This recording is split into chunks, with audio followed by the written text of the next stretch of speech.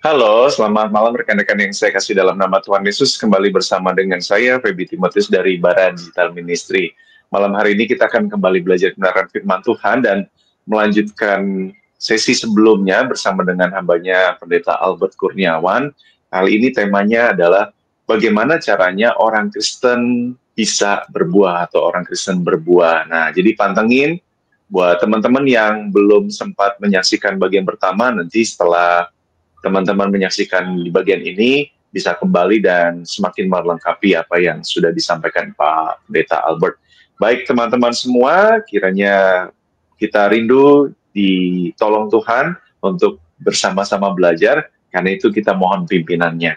Tuhan Yesus yang mengasihi kami, yang percaya bahwa tidak ada satupun dalam kehidupan kami yang Tuhan biarkan untuk kami berjalan seorang diri. Karena itu juga Tuhan punya kerinduan untuk hidup kami, hidup yang berbuah. Tapi seringkali kami belum mengerti, tidak mengerti caranya bagaimana. Sehingga hanya kebenaran firman-Mu lah yang menyingkapkan dan mengungkapkannya kepada kami. Dan berkati Pendeta Albert yang sudah menyiapkan materi ini, bahkan juga mengalami dalam kehidupan pelayanan dan pribadinya, sehingga kami boleh diberkati dengan apa yang akan disampaikan. Terima kasih di dalam nama Tuhan Yesus yang kami sembah, kami layani, kami berdoa. Amin. Selamat malam Pak Albert, saya persilakan Pak. Oke, shalom rekan-rekan sekalian. Bersyukur kalau pada kesempatan ini sekali lagi kita boleh belajar akan kebenaran firman Tuhan.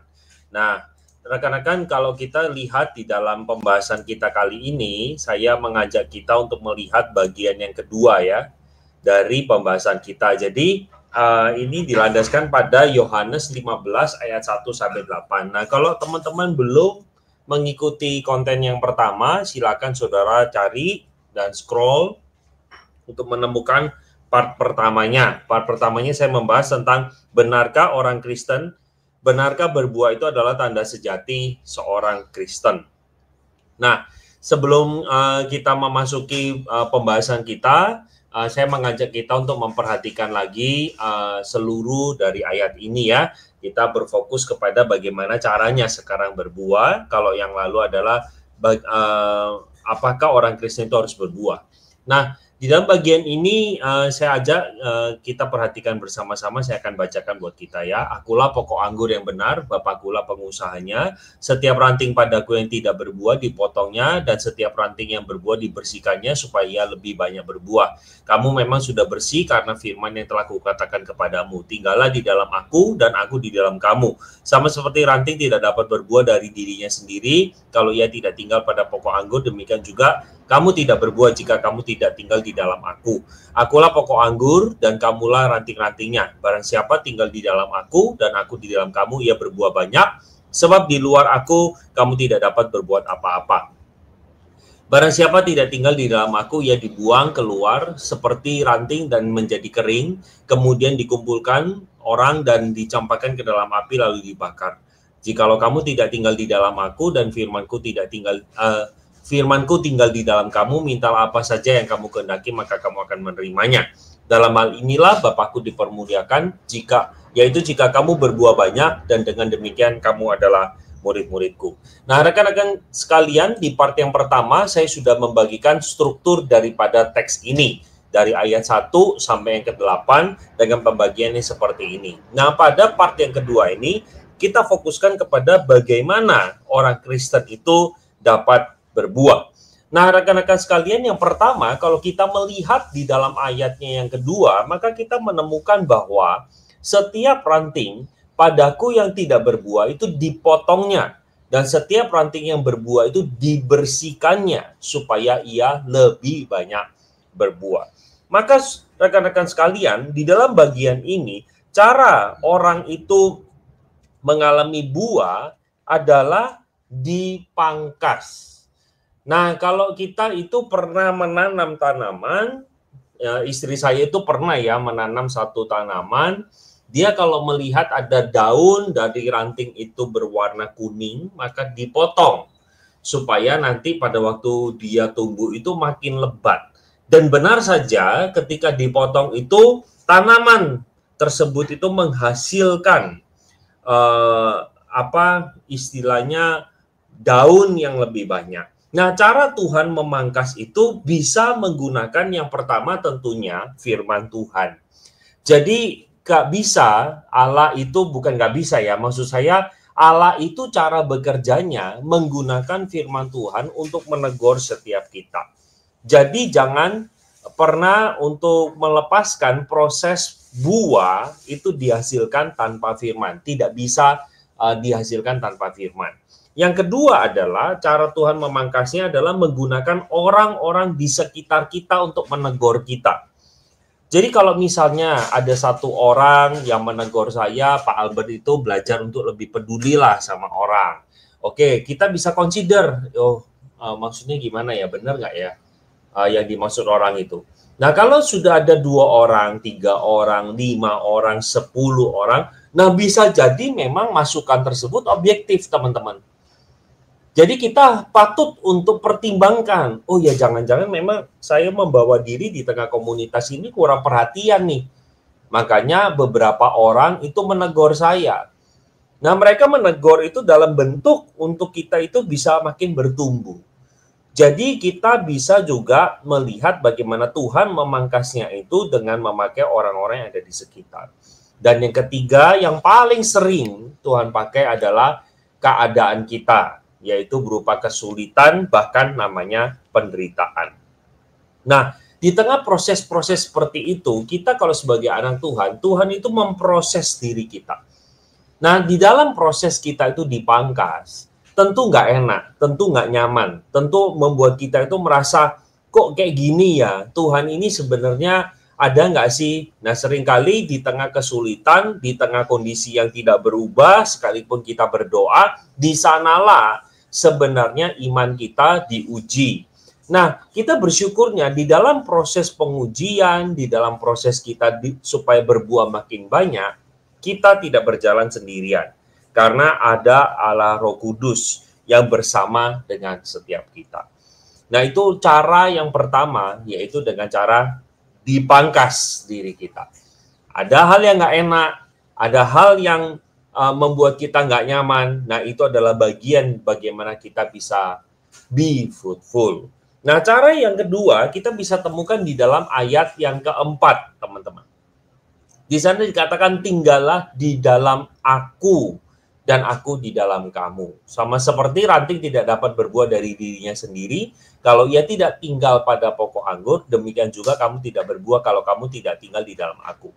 Di dalam ayat 5 diberikan sebuah pernyataan yang sangat ini sekali ya, pengulangan yang sifatnya itu penekanan juga.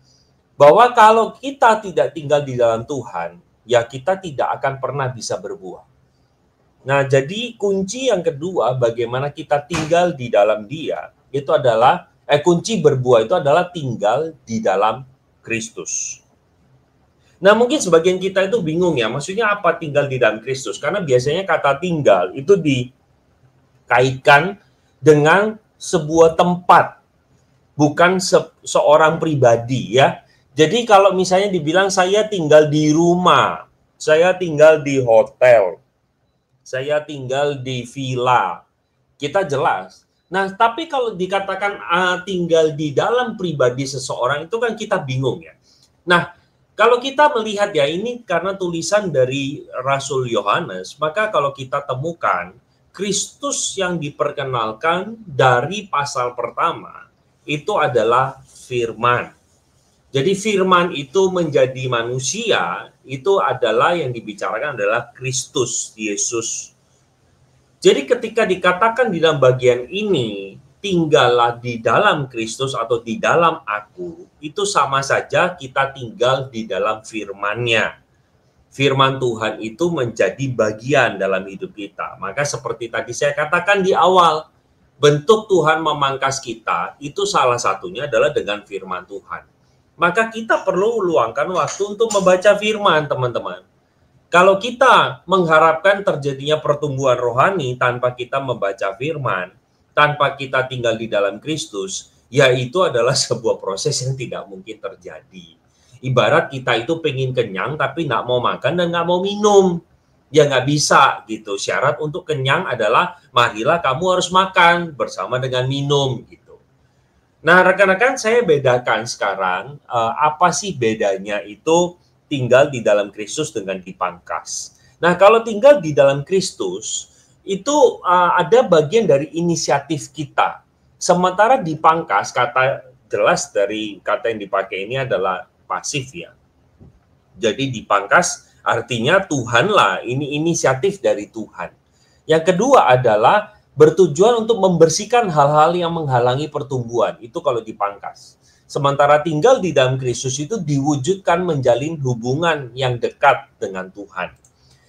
Nah, dipangkas itu berarti bisa berupa koreksi, bisa berupa penderitaan, bentuknya ya. Bentuknya dipangkas itu bisa dikoreksi orang, penderitaan, teguran, atau bentuk yang tidak nyaman. Nah, sementara tinggal di dalam Kristus itu adalah bagaimana kita berakar dalam firman, kasih, dan doa.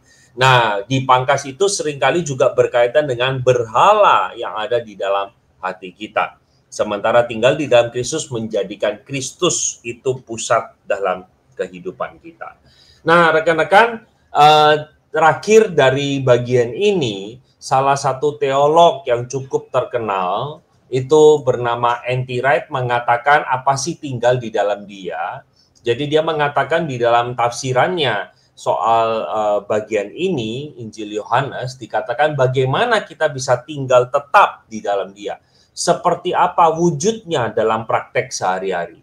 Kita harus tetap berada dalam komunitas yang mengenal dan mengasihi Dia, serta merayakan Dia sebagai Tuhan. Tidak ada yang namanya orang Kristen yang hidup sendirian. Nah, perhatikan ya, kata dipangkas tadi saya juga sudah jelaskan bahwa Tuhan bisa pakai orang sekitar kita untuk memberikan teguran bagi kita. Nah, rekan-rekan, kekristenan itu agama yang cukup unik menurut saya. Karena kita tidak dipanggil untuk menyendiri saja. Tapi kita harus pertumbuhan rohani itu melibatkan komunitas. Kita tidak bisa hidup tanpa komunitas. Jadi, kita tidak bisa menjadi orang Kristen yang cuma sekadar online saja, nggak mau ke gereja, karena kecewa dengan orang-orang yang ada di sekitar kita. Teman-teman, bentuk kekecewaan dari sesama kita itu adalah sebenarnya bentuk bagaimana Tuhan memproses kita, Tuhan memangkas kita. Bagaimana kita bisa belajar tentang kesabaran kalau kita tidak hidup di tengah kondisi yang memancing kesabaran kita itu jadi sumbu pendek. Bagaimana kita belajar tentang pengampunan kalau kita tidak mendapatkan sebuah kesempatan di mana kita itu betul-betul mengalami mungkin kebencian, kepahitan, dan lain sebagainya. Jadi artinya kita bisa belajar hal-hal atau nilai-nilai Kristen, karakter-karakter yang ada, tidak bisa dilepaskan dari yang namanya komunitas. Jadi pertumbuhan melibatkan komunal, tetapi keselamatan terjadi secara personal. Nah, sebagai penutup daripada slide saya ini adalah aplikasinya yang pertama, ayo belajar firman sebagai bentuk kita mengasihi Dia dan mengenal kehendak Tuhan serta pribadi Tuhan. Jadi kalau kita udah mendengarkan video ini tapi kita nggak punya waktu untuk baca Alkitab, tidak mengizinkan Tuhan berbicara kepada kita, ya ayo sekarang luangkan waktu untuk mendengarkan firman, belajar firman. Tapi belajar firman itu bukan sekadar bilang hidupku mau sukses, hidupku mau berhasil, jangan begitu. Tetapi kita punya satu fokus untuk mengenal Tuhan itu mau apa sih dalam hidup saya. Bagaimana sih saya bisa menyenangkan Dia, mengasihi Dia, dan kita bahkan mengenal pribadi Tuhan melalui bacaan-bacaan ayat yang sedang kita baca di waktu kita saat teduh. Dan yang kedua, aplikasinya adalah bergabunglah dan bertumbuhlah dalam komunitas orang percaya. Nah, besi menajamkan besi, sesama menajamkan sesamanya. Ketika ada gesekan antara saudara seiman, kita diminta bukan untuk abandon atau meninggalkan, tetapi kita membereskan masalah itu dengan baik-baik, teman-teman. Jadi kalau kita ini adalah sumber masalah, ya kita koreksi diri. Bagian bagaimana Tuhan ingin memangkas kita. Nah, kalau ada orang Kristen yang terus merasa diri benar, dia yang paling benar di antara orang lain, nah menurut saya dia belum tersentuh dengan baik oleh Injil, sehingga dia tidak bisa melihat dirinya itu sebenarnya tidak lebih baik atau sama berdosanya dengan orang lain. Maka dari itu seharusnya komunitas Kristen itu hadir untuk saling menguatkan, saling bertumbuh, dan juga bisa saling istilahnya apa ya, menguatkan untuk bisa bertumbuh di dalam Tuhan. Oke, itu saja mungkin dari saya. Kita mungkin bisa masuk ke dalam bagian tanya jawab ya. Baik. Terima kasih Pak Albert buat penjelasannya ya. Seharusnya ini menolong kita dan sangat jelas buat kita semua. Tapi memang kalau Pak Albert sendiri bagaimana Pak memandang fenomena yang terjadi begitu ya? Apakah ini hanya bicara tentang teknis cara untuk belajar firman? Karena beberapa waktu lalu ada survei juga menyatakan bahwa anak muda itu lebih suka dengar podcast, misalnya podcast Kristen, bahkan mungkin juga merenung dalam konteks renungan begitu ya, daripada membaca Alkitab sendiri, Pak. Nah, apakah ini juga terkait dengan sesuatu yang juga istilahnya tuh, yang penting kan saya dapat firman, lalu ya saya bertumbuh dari situ. Nah, sehingga kita nggak bisa bilang ya harus baca firman, yang lain itu nanti jadi suplemen, atau bagaimana Pak dalam pengalaman pelayanan Bapak juga? Oke, kalau bagi saya memang pembacaan firman itu nggak bisa dilepaskan ya, karena somehow kita memang juga butuh kayak suplemen dalam artian support untuk kita memahami teks tersebut. Tapi ada baiknya kalau kita memang ada waktu untuk kita baca Alkitab sendiri gitu ya. Kalau ada misalnya buku saat teduh, buku penunjang boleh. Nah, podcast, khotbah, renungan itu penunjang gitu ya. Penunjang di dalam kita melakukan saat teduh kita. Karena di dalam momen kita saat teduh, atau saya pakai istilah saat teduh ya, bukan hanya sekadar membaca Alkitab ya. Saat teduh itu adalah saat di mana kita kan membaca Alkitab, tapi sekaligus ada momen di mana kita bercakap-cakap sama Tuhan, terus kita itu kayak meneropong diri kita.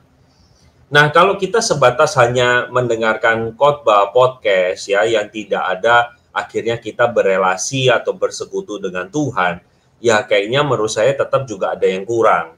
Jadi dua hal ini baiklah. Saya nggak bisa katakan kalau lakukan satunya nggak usah. Lakukan yang ini nggak usah, bukan. Tapi saling membutuhkan satu dengan yang lain. Tapi jangan tinggalkan pembacaan firman. Karena sometimes saya harus katakan bahwa bisa jadi sang podcaster itu atau narasumber di podcast itu ataupun hamba Tuhan yang menyampaikan firman itu bisa salah loh menyampaikan ide atau penafsiran dia terhadap bagian yang kita baca. Maka dari itu kita perlu baca sendiri dan di sana kita juga berinteraksi dengan Tuhan. Tentunya pada waktu kita memahami Alkitab ya kita harus mengikuti akidah dalam menafsirkan bagian-bagian tertentu di dalam Alkitab. Mungkin begitu sih Pak ya, kalau pandangan saya pribadi. Baik.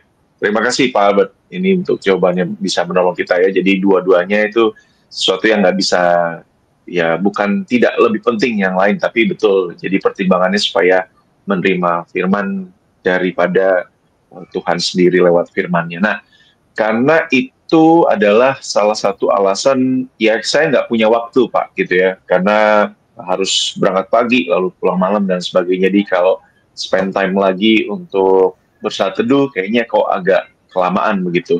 Nah, mungkin Pak Albert punya pengalaman sendiri soal itu dengan jemaat atau orang-orang yang bertanya. Tapi yang kedua adalah dalam konteks komunitas itu Pak. Dalam konteks komunitas itu seberapa kan kita melihat orang-orang yang juga alasannya adalah artinya sebenarnya seberapa batasnya Pak untuk kita berpisah dengan satu komunitas untuk menemukan komunitas yang menurut kita bisa membuat pertumbuhan. Karena kan kita juga biasanya orang ya saya nggak bertumbuh di sini gitu ya, di tempat ini, tapi di tempat lain saya bertumbuh. Nah, apakah itu juga bisa jadi alasan yang dibenarkan untuk seseorang berpisah dan bergabung dengan komunitas lainnya Pak? Oke. Tadi yang pertama apa ya tadi soal baca Alkitab ya, nggak punya waktu ya. Nah begini teman-teman, sebenarnya alasan dibalik nggak punya waktu itu betul. sebenarnya ya, sebenarnya berkaitan dengan bagi kita itu nggak penting gitu. Bagi kita itu nggak penting, sungguhan. Jadi teman-teman coba pikirkan ya, kalau kita terhadap sesuatu kegiatan ya, kita ngomong kita nggak punya waktu, dan kita punya waktu untuk hal lainnya, maka sebenarnya kita sedang mengatakan bahwa bagian itu nggak penting. Jadi kalau kita merasa itu penting dan harus, maka kita akan mengusahakannya itu akan ada, gitu. Jadi kalau bagi kita makan nggak penting, ya kita nggak akan cari waktu untuk makan, gitu. Tapi kalau kita merasa makanan itu penting, sekalipun kita sibuk nih back-to-back meeting, ya nggak selesai-selesai, kita pasti akan curi-curi waktu untuk makan, untuk mengakali. Nah, sama halnya juga sebenarnya dengan baca Alkitab. Kita seringkali mungkin ya, apalagi hidup di kota besar yang mungkin penuh dengan kemacetan. Saya pernah menasihatkan kepada seorang pemuda gitu ya, anak muda, kenapa kok kamu nggak kepikiran satu ya? Coba tidur lebih awal, supaya kamu bisa bangun lebih pagi. Oh, nggak bisa, aku susah bangun pagi. Oke, saya bisa paham. Oke, kamu kok gitu berangkat kantornya lebih awal lagi setengah jam, supaya kamu sampai di sana belum ada orang, kamu baca Alkitab. Oh, nggak bisa. Ya udah, jam makan siang, kamu coba ambil waktu 20 menit untuk kamu bisa baca Alkitab. Oh, nggak bisa, aku harus ini, nyapa orang dan lain sebagainya. Ya udah, semuanya kita akan tepis gitu. Tapi lucunya orang-orang seperti itu ketika nanti nih berkaitan dengan me time kah, atau misalnya, wih ada ini, kamu mau nggak job tambahan nih, bayarannya itu 10 kali gajimu. Wah, tiba-tiba bisa punya waktu tuh. 1 minggu gitu bisa punya waktu. Gitu ya. Jadi kembali sebenarnya pada waktu kita katakan aku nggak punya waktu, coba tanya sama diri sendiri. Apakah Tuhan itu penting nggak dalam hidupmu? Nah, kalau Tuhan itu penting, maka kita pasti akan mengusahakannya. Seberapapun sibuknya diri kita. Itu ya. Nah, sekarang pertanyaan kedua itu batasannya apa nih? Saya bertumbuh di satu komunitas atau ini saatnya saya harus meninggalkan, atau katakanlah kalau bahasa kasarnya saya meninggalkan gereja saya dan pindah ke tempat yang lain. Nah, sebenarnya saya gini ya, batasannya itu adalah yang pasti ajaran ya. Ajaran di dalam gereja tersebut itu benar atau tidak. Nah, saya di dalam podcast yang lain saya pernah mengatakan bahwa kalau ajaran itu berkaitan dengan 4 hal, 4 yang utama ini nggak bisa kompromi. Misalnya, apakah gereja itu memegang Alkitab firman Allah? Apakah Yesus yang disembahnya itu manusia dan Tuhan? Apakah mereka percaya Tritunggal? Dan apakah keselamatan itu dicapai dengan perbuatan baik atau anugerah?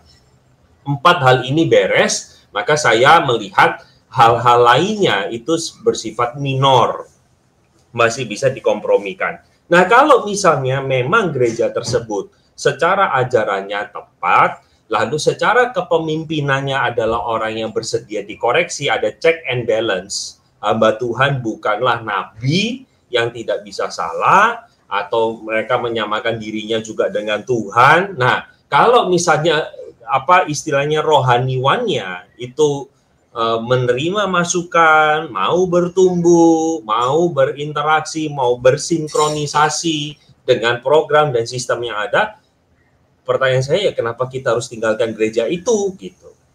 Nah, kalau memang persekutuan di mana kita berada itu memang toksik, ya kita harus coba bicarakan kepada rohaniwan, kepada pengurus yang ada. Lah kalau semuanya udah toksik parah, Pak, ini gimana? Ya udah, baru kalau memang no alternatif lagi, kita merasa bahwa gereja ini tidak bisa istilahnya diajak kerjasama, tidak mau dikoreksi, ya sudah, kita patut mungkin consider untuk mencari satu komunitas baru. Tetapi sekali lagi teman-teman, saya itu bukan first alternatif.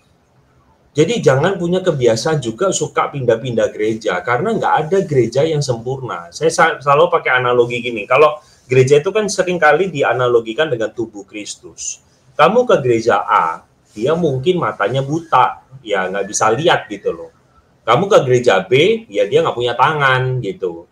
Nah, kamu ke gereja C, masalahnya di lambung. Jadi semua gereja pasti punya masalahnya gitu, pasti. Nggak mungkin enggak gitu. Karena kita adalah orang-orang yang berdosa. Nah, gereja bukan company kan ya. Jadi kumpulan juga orang-orang berdosa, volunteer yang biasanya full timer itu kan rohaniwan saja. Nah, ini kan interaksi antara volunteer ini kan menjadi dinamika naik dan turun gitu, susah dan gampang. Nah, kita harus melihat bahwa ya jangan mencari tempat yang sempurna. Tempat yang sempurna itu cuma ada di surga nanti. Gitu. Jadi ya siapa tahu kalau misalnya kita ke gereja A, wah ini masalah, gereja B ini masalah, gereja C ini masalah, ya coba tanya diri sendiri, apakah saya yang sumber masalahnya gitu. Jangan-jangan saya yang troublemaker-nya, maka dimanapun saya berada, saya menciptakan masalah. Nah, itu yang kita perlu consider adalah diri kita sendiri. Kalau saya sih begitu sih saran saya Pak Feby. Baik. Terima kasih buat cobaannya Pak. Ini menolong kita semua ya. Jadi memang alasan yang terbesar biasanya, ya saya nggak tahu begitu ya, tapi memang seharusnya jadi sesuatu yang kita pertimbangkan ya teman-teman, buat tadi 4 hal yang sebenarnya Pak Albert juga sudah pernah sampaikan panjang lebar nih berkaitan dengan hal itu di bagian yang lain. Tapi juga bagaimana biasanya alasannya adalah ya saya merasa tidak diperhatikan, saya merasa dikecewakan dan sebagainya. Tapi tadi bagaimana betul bahwa tidak ada gereja yang sempurna. Nah Pak, yang di bagian terakhir ini, ketika tadi kan menarik nih, misalnya seringkali kan kalau orang memberi sesuatu kepada kita, biasanya kan kita pertimbangkan, oh ini satu orang yang lain nggak punya menegur dengan hal itu kepada saya, sehingga kalau udah 2, 3, 4, apalagi 10 kan ini pertimbangannya berarti sesuatu yang betul-betul ada sesuatu yang salah dalam diri kita. Jadi dalam konteks ini Pak, artinya sebenarnya kan kita harusnya melihat sebagai sesuatu yang indah bahwa ada orang lain, saudara seiman saya sedang memperhatikan saya dan mengasihi saya supaya saya juga berubah. Nah, tapi kalau misalnya kita ketemu dengan orang-orang yang sudah firm bahwa dia melakukan sesuatu yang dikonfirmasi dengan beberapa orang yang ya kayaknya memang di bagian itu ada sesuatu kelemahan, tapi agak susah dan rasanya ya bahkan punya alasan bahwa ya semua orang ya berdosa, kamu urusanmu sendiri dan sebagainya. Nah ini apakah kita terus untuk melanjutkan hal itu, untuk terus memperhatikan dalam konteks menasihati, atau membiarkan sampai, saya menarik ini mungkin agak salah ya, sampai terjadi sesuatu baru kita akan balik lagi untuk beri nasihat itu Pak. Bagaimana Pak? Jadi oke. Istilahnya kepala batu ya, dikasih tahu kamu dengar. Kalau menurut saya sih gini ya rekan-rekan ya, saya lupa ada di bagian mana di dalam Alkitab. Kalau kita tahu, kalau nggak salah itu di dalam bagian PL ya, mungkin Pak Feby kalau tahu ingat alamat ayatnya bisa diinfokan ya. Jadi ada, kalau kita tahu ya, rekan kita atau saudara kita itu tahu di depan itu misalnya jurang, terus kalau dia jalan terus ya dia pasti akan jatuh. Nah, pada waktu kita memilih peran untuk ya aku nggak peduli lah jatuh ya urusanmu. Nah, kita itu bersalah di dalam bagian ayat Alkitab itu. Jadi kita itu bagian kita memberitahu kepada dia, kamu itu kok gini ya. Nah, tentulah orang itu kan kita patut consider juga teman-teman ya, cara kita menegur itu kan kita harus ada caranya. Kalau cara kita menegur itu dengan cara dipermalukan di depan umum, itu isi tegurannya nggak dilihat. The way we deliver the critic itu penting. Cara kita menyampaikan itu penting teman-teman. Tapi anggaplah ya, caranya sudah tepat, waktunya sudah tepat, ngomongnya juga udah halus, ininya semua dijaga, tapi yang bersangkutan tetap marah, ya sudah, itu beban tanggung jawab yang kita punya sudah selesai. Kalau dia tidak mau dengar, dia kepala batu, dia tetap, ya biarin aja, aku memang mau jatuh ke jurang kok, terus kamu mau apa? Ya sudah, berarti itu peran yang mau diambil. Nah, pasti itu ada efek domino berikutnya buat orang yang diberitahu salah tetapi tetap melakukannya, dia akan mengalami sebuah dampak gitu. Nah, misalnya akhirnya dia sudah kita nasihati, kamu itu perbaikilah cara kamu ngomong lah, jangan melukai orang lah gitu ya. Tapi dia nggak mau dengar, sampai satu kali kepentok, dar gitu, baru dia datang lagi sama kita. Nah itulah yang aku maksud, kenapa aku memberitahu ke kamu, supaya jangan mengalami hal ini. Nah tetapi teman-teman kita juga harus ingat satu hal ya, pada waktu kita itu menegur orang, kita itu juga jangan merasa diri juga yang paling benar. Dia salah, belum tentu aku juga lebih benar dari dia. Mungkin dia jatuh di dosa A, kita jatuhnya di dosa B. Hanya saja dosa B kita tidak kelihatan. Tapi maksud saya adalah kita itu sama buruknya lah dengan yang bersangkutan. Sehingga kita jangan pada waktu memberikan teguran, kita itu sadar, aku juga nggak lebih baik dari kamu gitu. Memang kamu bergumul dalam area A, tapi aku juga bergumul dalam area B. Yang kita sebenarnya adalah orang-orang yang sama-sama berdosa. Maka pada waktu kita memberikan nasihat, itu kita juga memberikan nasihatnya, masukan itu bukan petantang petenteng gitu loh. Merasa bahwa saya itu jauh lebih unggul dari kamu dalam hal itu gitu. Nah ini menurut saya itu yang harus dijaga. Karena saya perhatikan ya, saya observasi, seringkali yang membuat orang tersinggung itu bukan the message-nya, tapi the way we deliver the message, itu yang paling membuat orang tersinggung. Entah intonasi yang kita pakai, atau entah bahasa tubuh yang kita sedang bawakan. Nah, itu yang patut kita pertimbangkan pada waktu kita ingin memberikan teguran kepada orang tersebut. Intinya, kalau kita sudah memberikan teguran, orang tersebut tidak mau melakukan apa yang kita nasihatkan, ya kita doakan supaya Tuhan bisa mencelikkan mata dia, agar dia tidak jatuh atau istilahnya memberikan pengaruh yang buruk lebih luas lagi kepada banyak orang. Wah, terima kasih sekali Pak Albert buat jawabannya. Tadi di Yeskiel 3 ayat 18 sampai 19 Pak, tadi saya lihat.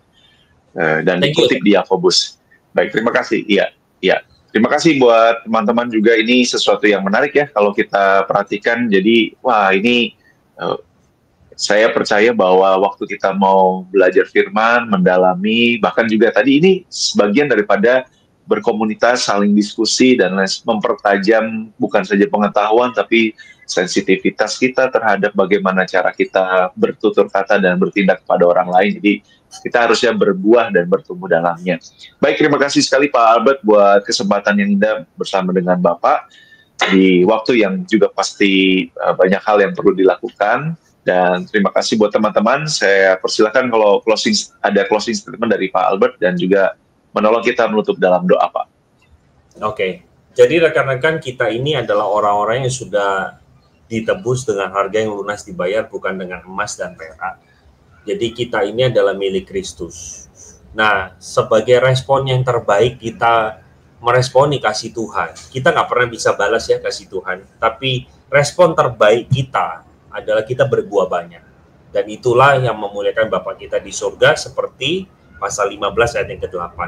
Jadi kalau kita berbuah banyak, Bapa di surga itu yang dimuliakan. Dan saya berdoa dan rindu setiap kita boleh mengalami proses perjalanan bersama dengan Tuhan, bagaimana kita bertumbuh dan berbuah. Mari kita berdoa ya.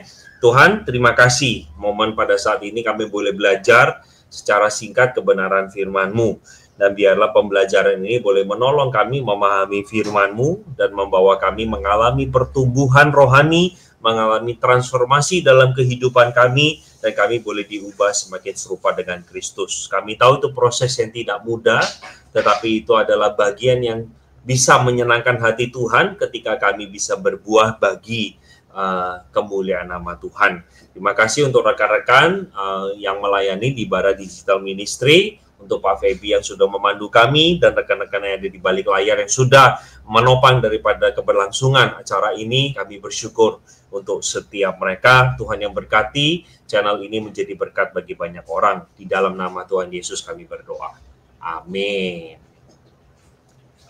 Amin. Terima kasih sekali Pak Pendeta Albert, dan terima kasih buat apa yang sudah disampaikan. Terima kasih buat kebersamaan juga dari rekan-rekan semua. Saya Feby dan juga Pendeta Albert serta kerabat yang lain di balik layar, kami undur diri. Tuhan Yesus berkati kita semua. Amin. Terima kasih Pak. Ya.